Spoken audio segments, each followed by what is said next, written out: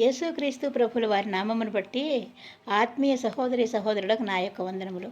ఇప్పుడు జెఫన్యా గ్రంథం 3వ అధ్యాయము 14వ వాక్యం నుంచి కొన్ని వాక్యములు మనం చదువుకుందాం.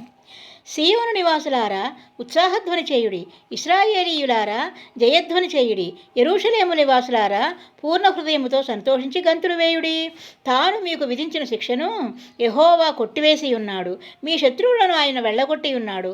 ఇశ్రాయేలుకు రాజైన యెహోవా మీ మధ్య ఉన్నాడు. ఒక మీదట మీకు అపాయము సంభవించదు, ఇక మీదట మీకు అపాయము సంభవింపదు. ఆ దినమున జనులు మీతో ఇట్లందురు, యెరూషలేము భయపడకుము, సీయోను ధైర్యం తెచ్చుకొనుము, నీ దేవుడైన యెహోవా మీ మధ్య ఉన్నాడు. ఆయన శక్తిమంతుడు, ఆయన మిమ్మల్ని రక్షించును.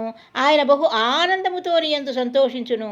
నీ యందు తనకున్న ప్రేమను బట్టి శాంతం వహించి నీ అందరి సంతోషము చేత ఆయన హర్షించును అని యెహోవా ప్రభువు యేసు ప్రభువు మనతో చెప్పుచున్నారు.